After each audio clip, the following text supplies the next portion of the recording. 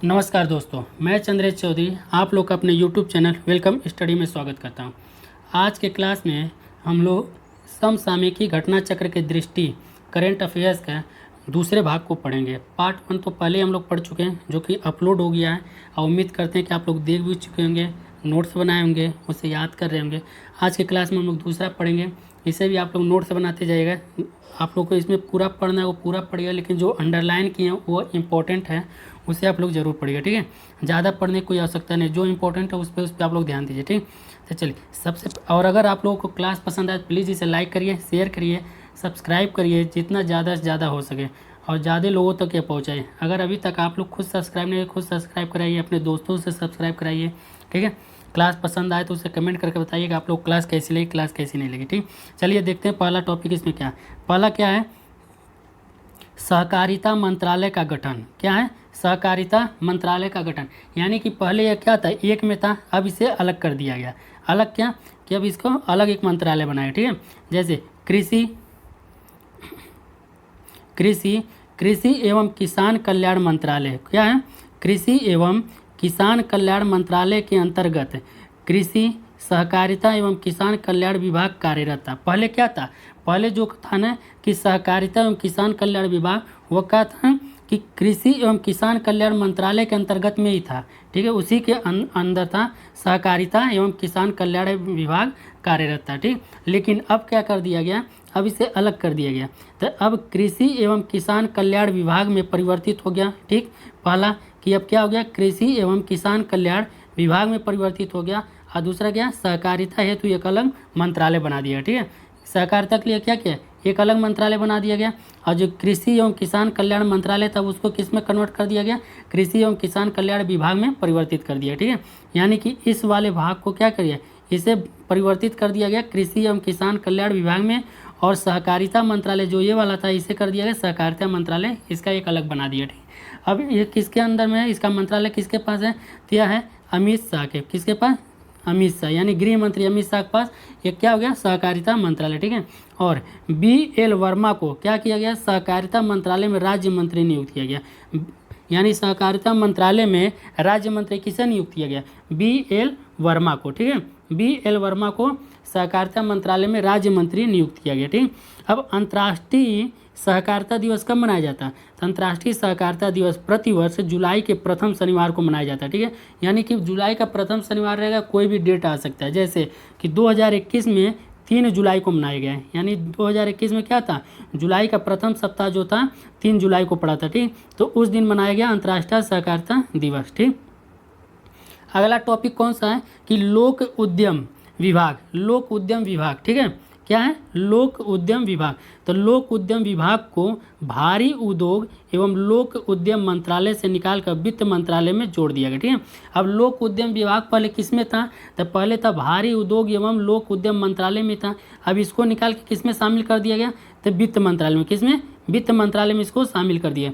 अब वित्त मंत्रालय के अंतर्गत कितने हो गए, तो वित्त मंत्रालय के अंतर्गत 6 विभाग कार्यरत हो गए। कितने हो गए, 6 विभाग कार्यरत हो गए। कितने, 6 विभाग कार्यरत हो गए। ठीक है, अब कौन कौन से, तो वित्त मंत्रालय के 6 विभाग कार्यरत कौन कौन से हैं, तो पहला कौन सा, आर्थिकी कार्य विभाग, आर्थिक कार्य विभाग, दूसरा व्यय विभाग, तीसरा राजस्व विभाग, चौथा कौन सा, निवेश और लोक संपत्ति प्रबंधन विभाग।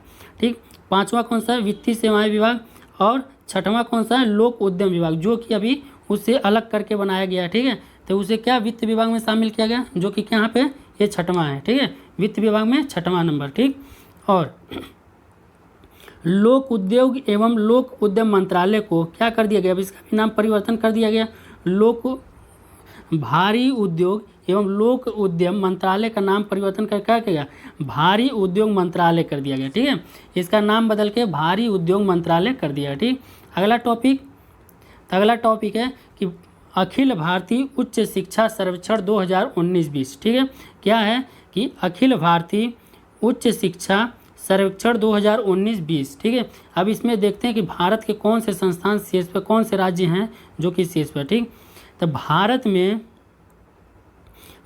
में छात्रों के सबसे अधिक नामांकन के मामले, यानी कि भारत में कौन सा ऐसा राज्य जहाँ पे छात्रों का सबसे ज़्यादा एडमिशन हुआ, तो पहले स्थान पे कौन आ गया, पहले स्थान पर उत्तर प्रदेश आ गया, दूसरे स्थान पर महाराष्ट्र और तीसरे स्थान पर आ गया तमिलनाडु। ठीक है, तीसरा स्थान पर कौन आ गया, तीसरा स्थान पर आ गया तमिलनाडु। ठीक, अब उच्च शिक्षा में संलग्न संस्थानों की कुल संख्या के संदर्भ में क्या है कि उच्च शिक्षा में संलग्न संस्थानों की कुल संख्या के संदर्भ में उत्तर प्रदेश क्या है, प्रथम स्थान पर है। कितने, कौन से स्थान पर, उत्तर प्रदेश पहले स्थान पर है, महाराष्ट्र दूसरे, कर्नाटक तीसरे स्थान पर। ठीक है, क्या महाराष्ट्र दूसरे और कर्नाटक तीसरे स्थान पर। ठीक है, चलिए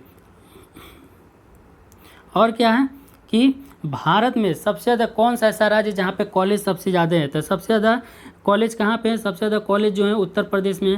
ठीक है, भारत में कॉलेजों की संख्या में शीर्ष 8 राज्य हैं। ठीक है, तो टॉप के 3 हम लोग देखते हैं, उत्तर प्रदेश, महाराष्ट्र और कर्नाटक। ठीक है, कौन कौन से हैं, उत्तर प्रदेश, महाराष्ट्र और कर्नाटक, यानी कि यूपी, उसके बाद महाराष्ट्र, उसके बाद कर्नाटक है। ठीक है, यह 3 राज्य हैं जो कि भारत में कॉलेजों की संख्या सबसे ज़्यादा इन्हीं राज्यों में है। ठीक, देखिए अगला टॉपिक कौन सा है, CEO water mandate, CEO water mandate. ठीक है, देखिए पूरा पढ़ने का आवश्यकता नहीं है, जितना मतलब जो काम की चीज़ है ना वो चीज़ पढ़िए। ठीक है, जैसे अब सीईओ वाटर मैंडेट। ठीक है, अब इसकी स्थापना कौन किया, इसकी स्थापना की यूएन ग्लोबल कॉम्पैक्ट। ठीक है, कौन किया, यूएन ग्लोबल कॉम्पैक्ट द्वारा वर्ष 2007 में की गई थी। ठीक है, इसकी स्थापना, किसकी स्थापना, सीईओ वाटर मैंडेट की स्थापना किसके द्वारा की गई, इसकी स्थापना की गई यूएन ग्लोबल कॉम्पैक्ट के द्वारा 2007 में की गई थी। ठीक है, चलिए अगला इसके क्या है कि भारत के कह रहा है क्या कि भारत की सबसे बड़ी विद्युत उत्पादन company NTPC limited CEO water mandate के हस्ताक्षर करता है। ठीक है, क्या है कि सीईओ वाटर मैंडेट की भारत की सबसे बड़ी हस्ताक्षरकर्ता कंपनी कौन है। ठीक है, यानी जिसने हस्ताक्षर किया भारत की सबसे बड़ी सीईओ वाटर मैंडेट पर हस्ताक्षर करने वाली सबसे बड़ी भारत की कौन सी है, तो वह है भारत की सबसे बड़ी विद्युत उत्पादक कंपनी एनटीपीसी लिमिटेड। ठीक है, यही है जो कि सीईओ वाटर मैंडेट पे हस्ताक्षर किया है। ठीक, अगला क्या है आगे, ठीक है, अगला आ गया आप एनटीपीसी ऊर्जा सघन राज्य। क्या है, एनटीपीसी ऊर्जा सघन राज्य। ठीक है, अब इसमें क्या है एनटीपीसी ऊर्जा सघन राज्य में कि एनटीपीसी भारत में ऊर्जा क्षेत्र के अंतर्गत ऐसी पहली ऊर्जा कंपनी बन गई है। ठीक है, कौन, एनटीपीसी जो है भारत में ऊर्जा के क्षेत्र में ऐसी पहली कंपनी बन गई जिसने क्या किया, ऊर्जा पर संयुक्त राष्ट्र उच्च स्तरीय संवाद को क्या किया, संवाद के एक अंग के रूप में ऊर्जा सघन लक्ष्यों को घोषित किया। क्या किया, ऊर्जा सघन लक्ष्यों को घोषित किया है, ऊर्जा सघन लक्ष्यों को घोषित किया है। क्या कि भारत ऊर्जा क्षेत्र के अंतर्गत ऐसी पहली ऊर्जा कंपनी बन गई है जिसने ऊर्जा पर संयुक्त राष्ट्र उच्च स्तरीय संवाद के एक अंग के रूप में अपने को क्या किया, अपने आप को ऊर्जा सघन लक्ष्यों की एक घोषित किया, ऊर्जा सघन लक्ष्यों को एक घोषित किया। ठीक है,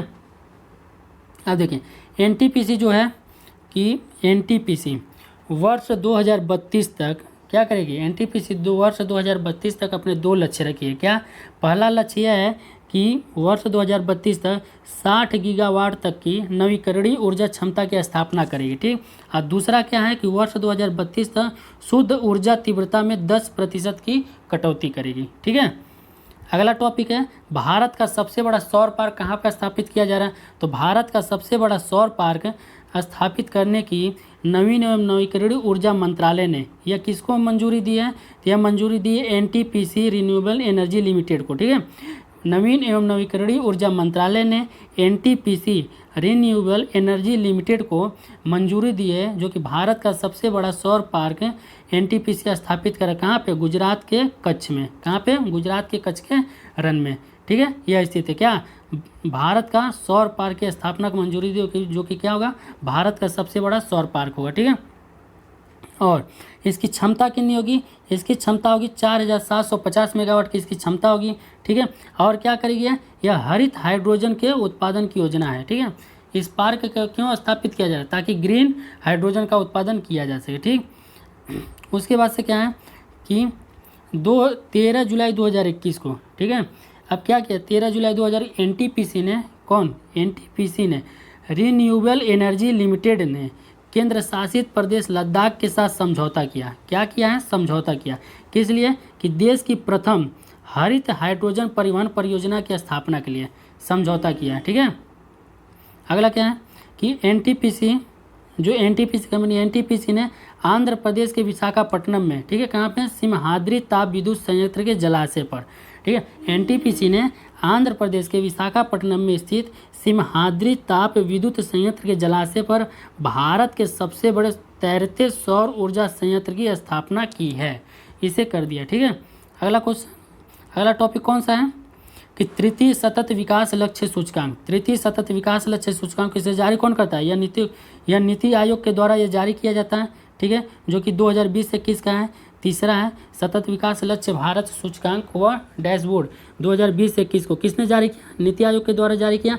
इसमें कौन शामिल है, इसमें भारत के सभी राज्य और सभी केंद्र शासित प्रदेश इसमें शामिल है। क्या करेंगे, इनका क्या है, संयुक्त राष्ट्र के जो SDG 2030 का जो उद्देश्य है ना, उसे प्राप्त करने का ये प्रयास करें, ठीक है। चलिए हम देखते हैं, 115 संकेतक हैं। देखिए इसमें कितने, इसे 4 श्रेणियों में विभाजित किया गया। देखिए ये क्वेश्चन एक बार पिछली बार UPPCS में क्वेश्चन पूछ चुका है कि उत्तर प्रदेश निम्न में से किस श्रेणी में आता है, या ऑप्शन दिया था आकांक्षी, अच्छा प्रदर्शन, अग्रणी, लक्ष्य प्राप्त करता है, इस तरह, ठीक है। तो ये पूछ सकता है क्वेश्चन, ठीक है, ये पूछा हुआ क्वेश्चन है। तो इसमें कितने श्रेणी में, 4 श्रेणियों में विभाजित। कौन कौन से हैं, आकांक्षी यानी एस्पिरेंट 0 से 49 अंक, अच्छा प्रदर्शन परफॉर्मर 50 से 64, अग्रणी फ्रंट रनर 65 से 99 अंक, लक्ष्य प्राप्त करता अचीवर 100 अंक, ठीक है। क्या है, 100, यानी 4 श्रेणियों में विभाजित किया। कौन कौन है, आकांक्षी, अच्छा प्रदर्शन, अग्रणी, लक्ष्य प्राप्त करता है, ठीक। देखिए अब क्या है कि नवीनतम रिपोर्ट में भारत का संयुक्त स्कोर जो है ना, मतलब 2020-21 के रिपोर्ट के अनुसार भारत का यानी राज्य और केंद्र शासित प्रदेशों को मिलाकर जो संयुक्त स्कोर कितना हुआ, 66 हुआ है, यानी 66। और 2019 में कितना था, तो 2019 में था भारत SDG भारत सूचकांक 60 पर था, ठीक है, किस पे था, 60 पर। अब इसमें प्रथम स्थान किसको प्राप्त हुआ है संयुक्त रूप से, तो केरल क्या है, पहले स्थान पर है, केरल क्या है, पहले स्थान पर केरल। और सबसे अंतिम स्थान पर कौन है, बिहार है, सबसे अंतिम स्थान पर कौन है, सबसे अंतिम स्थान पर बिहार है, ठीक है, यानी 28वें नंबर पे कौन है, 28वें नंबर पे बिहार है, ठीक। अब पहले स्थान पर केरल संयुक्त रूप से। और केंद्र शासित प्रदेश में संयुक्त रूप से पहले स्थान पर कौन है, तो केंद्र UT में जो है केंद्र शासित प्रदेश में पहले स्थान पर संयुक्त रूप से चंडीगढ़ है। और सबसे लास्ट कौन है, दादर एवं नागर हवेली सबसे लास्ट है, ठीक है। अब देखेंगे राज्यों के, राज्यों को जो है ना, आकांक्षी में कोई नहीं है और लक्ष्य प्राप्तकर्ता में कोई राज्य शामिल नहीं है, ठीक है, यानी 2 श्रेणी में शामिल हैं, ठीक। कौन कौन से में, एक तो अच्छा प्रदर्शन और दूसरा अग्रणी में, ठीक है। इसमें अच्छा प्रदर्शन और अग्रणी में उत्तर प्रदेश किस में शामिल है, अच्छा प्रदर्शन में, ठीक है। कौन कौन इसमें है, मणिपुर, मध्य प्रदेश, पश्चिम बंगाल, छत्तीसगढ़, नागालैंड, उड़ीसा, अरुणाचल प्रदेश, मेघालय, राजस्थान, उत्तर प्रदेश, असम, झारखंड, बिहार किस में अच्छा प्रदर्शन करने वाले में शामिल है, ठीक है। केंद्र शासित प्रदेशों में भी आकांक्षी और लक्ष्य प्राप्तकर्ता में कोई शामिल नहीं, ठीक है। और अच्छा प्रदर्शन में केवल 2 जिले हैं, कौन कौन से, जो कि एक केंद्र शासित प्रदेश कौन, दादर एवं नागर हवेली और दमन और दीव, बाकी किस में है, बाकी अग्रणी में, ठीक। अगला कौन सा, अब आ गया विधानसभा चुनाव 2021 का, विधानसभा चुनाव 2021 का, जो कि अभी हुआ था 5 राज्यों में, ठीक है। यह करंट अफेयर्स का क्वेश्चन जो कि हम पहले ही अपने लेक्चर में पढ़ा चुके हैं। इसमें से आप लोग अगर पढ़ने वाला मेरा क्लास लिए होंगे तो काफ़ी क्वेश्चन आपको मिलेगा, ठीक है, लेकिन ये पहले ही पढ़ा चुके हैं। लेकिन चलिए देख लेते हैं इसे। क्या, वर्ष 1951-52 में देश के पहले आम चुनाव हुए थे, ठीक है। अगला, सबसे पहले पश्चिम बंगाल विधानसभा चुनाव कितने चरणों में हुआ, 8 चरणों में हुआ था, ठीक है, यह चुनाव। देखिए पश्चिम बंगाल में टोटल विधानसभा सीटें कितनी है, तो पश्चिम बंगाल में टोटल विधानसभा सीटें जो कितनी है, 294 सीटें हैं, ठीक है। और 2 विधानसभा सीटें, क्या है, 2 विधानसभा सीटों को क्रमशः शमशेरगंज और जंगीपुर में विधानसभा प्रत्याशियों की मृत्यु के कारण चुनाव संपन्न नहीं हुए, ठीक है। यहाँ पे चुनाव संपन्न नहीं हुए थे। क्यों? क्योंकि यहाँ के प्रत्याशी क्या हुई थी, शमशेरगंज और जंगीपुर की मृत्यु हो गई थी। ठीक है, देखिए जो पश्चिम बगल में जिसकी सरकार बनी है तो किसकी बनी है, वह पार्टी क्या है, अखिल भारतीय तृणमूल कांग्रेस, यानी कि ममता बनर्जी की पार्टी है। ठीक है, ममता बनर्जी की पार्टी है। तो यहाँ के मुख्यमंत्री कौन बनी है, यहाँ के मुख्यमंत्री ममता बनर्जी पश्चिम बंगाल की लगातार तीसरी बार मुख्यमंत्री बनी है। नंदीग्राम जो इनकी विधानसभा क्षेत्र वहाँ से खुद हार गए थे। ठीक है, अगला कौन सा, तमिलनाडु विधानसभा, तमिलनाडु विधानसभा चुनाव, यहाँ की कितनी सीटें हैं, तो यहाँ 234 सीटें हैं। ठीक है, हो सकता है मिलान के लिए दे दे राज्य और ये विधानसभा सीटें। ठीक, तो तमिलनाडु में 234 विधानसभा सीटें हैं। ठीक है, और तमिलनाडु की पार्टी किसकी सरकार बनी है, तो डीएमके की, किसकी बनी है, डीएमके की। ठीक है, जो कि द्रविड़ मुनेत्र कझगम है, क्या कझगम है। ठीक, डीएमके की सरकार बनी है। अब यहाँ के मुख्यमंत्री कौन है, तो डीएमके के जो नेता हैं उनका क्या नाम है, डीएमके के नेता क्या नाम है, तो डीएमके के नेता का नाम है एमके स्टालिन। क्या है, एमके स्टालिन, जो कि तमिलनाडु के नए मुख्यमंत्री के रूप में शपथ ग्रहण किए। ठीक है, अब पिछले 10 वर्षों से कौन था, ऑल इंडिया अन्ना द्रविड़ मुन्ना कझगम के हाथों में थी यह सत्ता, यानी तमिलनाडु के पिछले 10 वर्षों से सरकार किसके हाथ में थी, AIADMK के हाथ में थी। ठीक है, अब केरल विधानसभा चुनाव, केरल के विधानसभा चुनाव की सीटें कितनी हैं, 140 विधानसभा सीटें हैं। ठीक है, और यहाँ के मुख्यमंत्री कौन बना, तो यहाँ के मुख्यमंत्री पिनराई विजयन, जो कि केरल के मुख्यमंत्री के शपथ लिए हैं। ठीक है, और जब से केरल का गठन हुआ तब से यह पहली बार है कि केरल में कोई मुख्यमंत्री लगातार दूसरे कार्यकाल के लिए शपथ लिया है। ठीक है, यहाँ किसकी सरकार बनी, कम्युनिस्ट पार्टी ऑफ इंडिया। ठीक है, कम्युनिस्ट पार्टी ऑफ इंडिया की सरकार बनी है केरल में, पिनराई विजयन की, किसकी, पिनराई विजयन की। ठीक है, अगला चुनाव कौन सा है, असम विधानसभा चुनाव, यहाँ भाजपा की सरकार बनी है। असम की विधानसभा सीटें कितनी है, 126 विधानसभा सीटें हैं असम में। ठीक है, और यहाँ के मुख्यमंत्री का क्या नाम है, यहाँ के मुख्यमंत्री असम के 15वें मुख्यमंत्री कौन है, हेमंत विश्व शर्मा ने शपथ लिए हैं, जो कि इनको शपथ कौन दिलाया, राज्यपाल जगदीश मुखी ने इनको शपथ दिलाया। ठीक, पुदुचेरी विधानसभा चुनाव, पुदुचेरी विधानसभा चुनाव, यहाँ पे कितनी सीटें हैं, तो विधानसभा की यहाँ पे 30 सीटें, कितनी सीटें हैं, यहाँ पे विधानसभा की 30 सीटें हैं। पुदुचेरी की विधानसभा की कितनी सीटें हैं, 30 सीटें। ठीक है, और राष्ट्रीय जनतांत्रिक गठबंधन राजग, यानी कि यहाँ पे गठबंधन से सरकार बनी पुदुचेरी, भाजपा और यहाँ के राजग से गठबंधन हुआ, उसके बाद सरकार बनी, जो कि यहाँ के मुख्यमंत्री क्या नाम है, एन रंगास्वामी ने पुदुचेरी के नए मुख्यमंत्री के रूप में शपथ लिया। देखिए ये सब क्वेश्चन, ये सब टॉपिक मैं पहले ही पढ़ा चुका हूँ अपने करंट अफेयर्स की क्लास में। अगर जो क्लास मेरी किया होगा, 28 क्लास है, 29 क्लास है, जो उसे किया होगा उसे मतलब पूरा तैयार हो गया था 5 जुलाई तक, पूरा पढ़ा चुके थे। अभी इसमें जो है इसमें भी हम पढ़ा दें, लेकिन क्या है, अगर आप लोग उसे पढ़े होंगे तो काफ़ी आप लोग को आसान रहेगा पढ़ने में। ठीक है, चलिए, और अगर आप लोग क्लास पसंद है प्लीज़ इसे लाइक किया करिए, कमेंट करके बताएं आप लोग कैसे लगा, ज़्यादा से ज़्यादा शेयर करिए, चैनल को सब्सक्राइब कीजिए। ठीक है, बेल आइकन को जरूर प्रेस कीजिएगा। अगला टॉपिक कौन सा, ताप विद्युत संयंत्रों में बायोमास के प्रयोग पर राष्ट्रीय मिशन। ठीक है, अब देखिए क्या है यहाँ पे कि केंद्रीय विद्युत मंत्रालय द्वारा कोयला आधारित ताप विद्युत संयंत्रों में, कोयला आधारित ताप विद्युत संयंत्रों में बायोमास के प्रयोग पर एक राष्ट्रीय मिशन स्थापित किया। क्या किया है, राष्ट्रीय मिशन स्थापित किया गया है।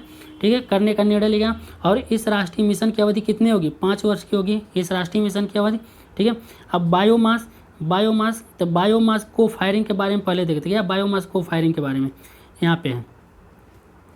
बायोमास को फायरिंग क्या, कि किसी बॉयलर के भीतर, मान लीजिए कोई ऐसे बॉयलर है, ठीक है, क्या है, मान लीजिए ये कोई एक बॉयलर है, ठीक, इसके अंदर प्राकृतिक गैस और कोयला से बना हुआ गैस है। अब इसमें क्या करेगा, इसमें बायोमास यानी कि जो कूड़ा करकट होगा, गोबर होगा, ये सब सारी चीज़ें इसमें होंगी, मिश्रण किया जाएगा, और इसका दहन करने के बाद क्या होगा, बायोमास को फायरिंग का, यहाँ पे इसे ही कहेंगे बायोमास को फायरिंग, जो यहाँ से उत्पादित होगा। ठीक है, क्या होगा, जो यहाँ से उत्पादित होगा गैस, इसे क्या कहेंगे, बायोमास को फायरिंग। ठीक है, और यूनेस्को ने क्या किया, यूनेस्को ने UNFCCC ने United nation framework convention on climate change, ठीक है, कोयला आधारित ऊर्जा संयंत्रों से कार्बन उत्सर्जन को कम करने के संदर्भ में बायोमास को फायरिंग को एक क्या, कार्बन रहित प्रौद्योगिकी के रूप में मान्यता प्रदान किया। कार्बन रहित प्रौद्योगिकी के रूप में UNFCCC ने किसको मान्यता प्रदान किया है, तो बायोमास को फायरिंग को यह मान्यता प्रदान किया। किसने, UNFCCC ने। ठीक है, बायोमास क्या होता है, तो एक बॉयलर होगा जिसमें प्राकृतिक गैस और कोयले जैसे अन्य ईंधन के साथ बायोमास पदार्थ को उसमें मिलाया जाएगा, और मिलाने के बाद जो उसमें से उत्पादन होगा गैस, वो उसे क्या कहेंगे, बायोमास को फायरिंग, बायोमास को फायरिंग। ठीक है, अब चलिए अब इसे देखते हैं कि इसके क्या है, इसके लक्ष्य है, इसके उद्देश्य क्या है। तो ये उद्देश्य जो है इसके क्या है कि तापीय ऊर्जा संयंत्रों से अधिक मात्रा में कार्बन रहित ऊर्जा प्राप्त हो। क्या कार्बन रहित ऊर्जा प्राप्त हो, ठीक है, जो कि बायोमास को फायरिंग के वर्तमान 5% से बढ़ाकर इसे क्या कर दिया गया, वृद्धि कर दिया गया, उच्च स्तर तक लेके जाना है, ठीक है। बायोमास पेलेट तथा कृषि अवशेषों की आपूर्ति श्रृंखला में बाधाओं को दूर करना, ठीक है। विद्युत संयंत्रों तक इसके परिवहन को सुगम बनाना, कहाँ विद्युत संयंत्रों तक इसके परिवहन को सुगम बनाना है, ठीक है। कहाँ तक, कृषि अवशेषों का आपूर्ति श्रृंखला में बाधाओं को दूर करना है और विद्युत संयंत्रों तक इसके परिवहन को सुगम बनाना, ठीक। तीसरा कौन सा, बायोमास को फायरिंग के संबंध में नियामक मुद्दों पर विचार करना, ठीक। चलिए अगला क्वेश्चन कौन सा, अगला टॉपिक तो अम्बोली। देखिए ये भी करंट अफेयर्स में पढ़ा चुके हैं। अम्बोली जैव विविधता विरासत स्थल घोषित किया गया, ठीक है। अम्बोली को जैव विविधता विरासत स्थल घोषित कर दिया। क्या इसे घोषित कौन करता है, तो पहले स्थानीय निकायों के परामर्श से पता चलता है, फिर से राज्य सरकारें जैव विविधता महत्व के क्षेत्र को ध्यान में रखते हुए कि जैव विविधता अधिनियम 2002 धारा 37 के अंतर्गत क्या करती हैं, इसे जैव विविधता विरासत स्थल के रूप में मान्यता देती हैं, ठीक है।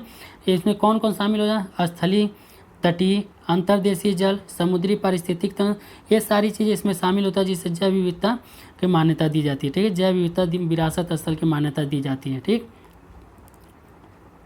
अगला अब इसे मतलब कौन सा जगह जिसे मान्यता दी गई है, ठीक है, तो महाराष्ट्र के पश्चिमी घाट पर महाराष्ट्र सरकार ने दिया, कहाँ पे, पश्चिम घाट पर स्थित सिंधुदुर्ग जिला में अम्बोली एक क्षेत्र है जिसे जैव विरासत स्थल घोषित किया। कहाँ पे, महाराष्ट्र के पश्चिमी घाट पर सिंधुदुर्ग जिला में अम्बोली एक क्षेत्र है जिसे जैव विविधता विरासत स्थल घोषित किया गया है, ठीक है।